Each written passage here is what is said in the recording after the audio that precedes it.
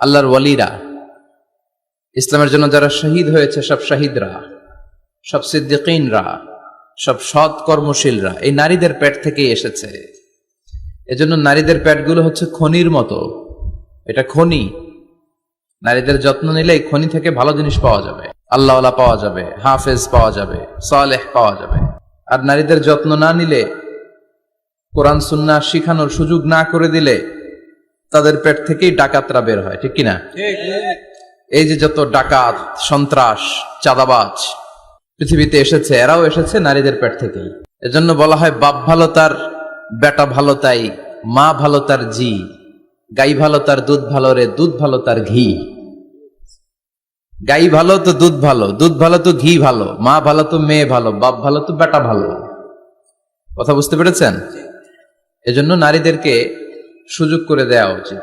তারা যদি কোরআন সুন্নাহ জানে তাহলে ঘরের মধ্যে কোনো শিরকের ছোঁয়া থাকবে না। আর নারীরাই যদি বিপদগামী হয়, ওই ফ্যামিলিটা বিপদগামী হয়ে যায়। নারীদেরকে, বোনদেরকে উদ্দেশ্য করে আল্লাহ বললেন, ও বান্দিরা তোমরা ঘরে থাকো। কই থাকো? ঘরে। আর আপনারা থাকবেন কই? বাইরে। নারী যদি ঘরে থাকে, আমরা কই? বাইরে। এটাই হচ্ছে সিকোয়েন্স। পুরুষরা থাকবে বাইরে, নারীরা ঘরে। পুরুষরা প্রয়োজনে ঘরে যাবে আর নারীরা প্রয়োজনে বাইরে যাবে, ঠিক কিনা? এজন্য রাব্বুল আলামিন বললেন, ওয়াকারনা ফি বুয়ুতিকুন্না ওয়ালা তাবাররাজনা তাবাররুজাল জাহিলিয়াতিল উলা।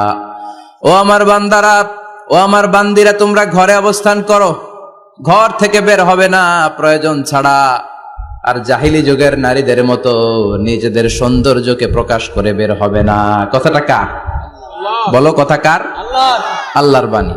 আমার বান্দিরা তোমরা ঘরে অবস্থান করবে, আর জাহিলি যুগের নারীদের মতো নিজেদের বিউটি, সৌন্দর্যকে এক্সপোজ করবে না, দেখিয়ে বেড়াবে না।